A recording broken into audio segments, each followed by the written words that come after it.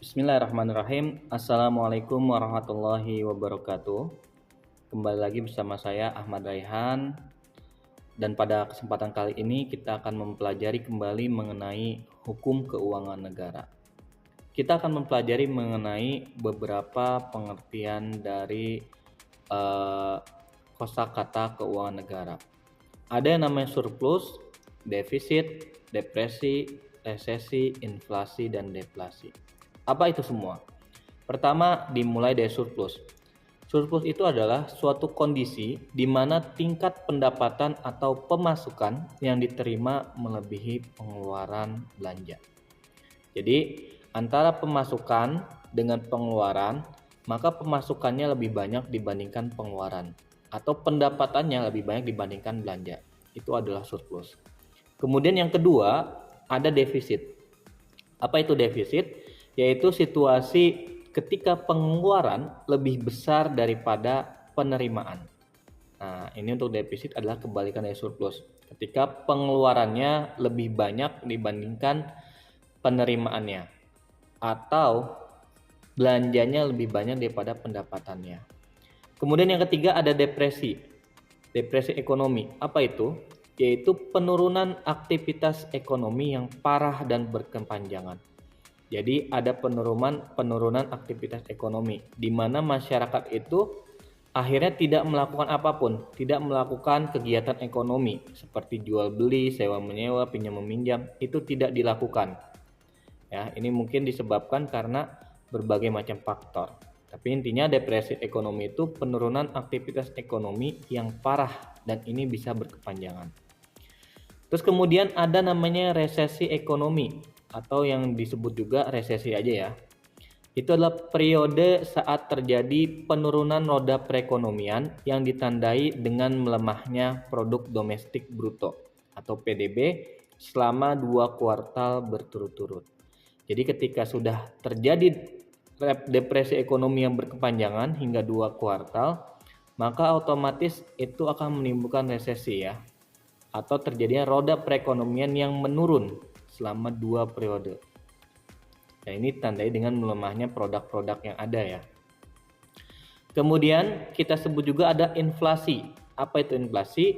Yaitu kenaikan harga barang dan jasa secara umum dan terus-menerus dalam jangka waktu tertentu.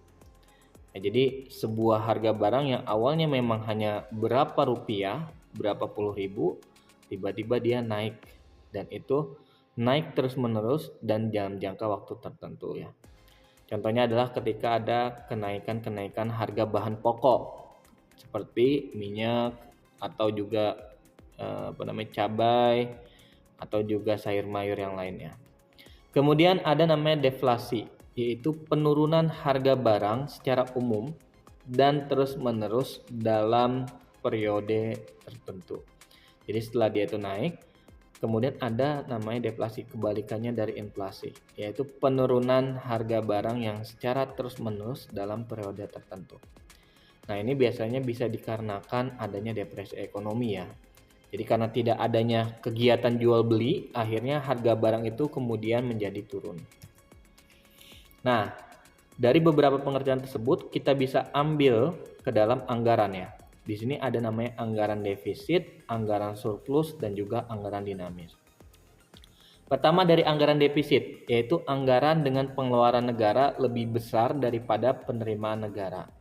Yang mana artinya, penerimaan rutin dan penerimaan pembangunan tidak mencukupi untuk membiayai seluruh pengeluaran pemerintah. Dengan kata lain, defisit APBN terjadi apabila pemerintah harus meminjam dari bank sentral atau harus mencetak uang baru untuk membiayai pembangunannya. Hal ini dikarenakan antara penerimaan dengan pengeluaran, antara pendapatan dengan belanja itu lebih besar pengeluaran dan belanjanya. Nah, ini dinamakan anggaran defisit ya. Sehingga nanti harus meminjam uang dari bank sentral atau menggunakan kas yang ada. Kemudian ada lagi namanya anggaran surplus, yaitu anggaran dengan penerimaan negara lebih besar daripada pengeluarannya. Kebijakan ini dijalankan apabila keadaan ekonomi sedang dilanda inflasi. Jadi ketika ada inflasi, maka digunakan anggaran surplus ya. Sehingga anggaran harus menyesuaikan kenaikan harga barang ataupun jasa ya. Jadi kalau misalnya ada inflasi biasanya pembelanjaannya lebih disedikitkan karena memang harga barangnya sedang naik ya. Jadi anggaran-anggaran tersebut harus diseimbangkan ya. Nah, yang ketiga ada anggaran dinamis, yaitu anggaran yang selalu meningkat dibandingkan anggaran tahun sebelumnya.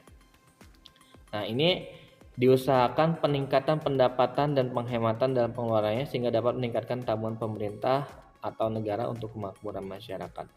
Jadi anggaran dinamis di sini maksudnya adalah ketika tahun ini harganya meningkat misalkan 1 kuadriliun untuk pendapatannya, maka tahun depannya harus 1,1 kuadriliun. Begitu juga dengan belanjanya.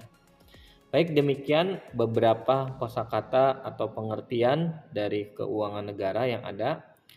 Kalau misalnya ada salah, mohon maaf, dan semoga ini bisa membantu teman-teman memahami keuangan negara. Terima kasih banyak. Wassalamualaikum warahmatullahi wabarakatuh.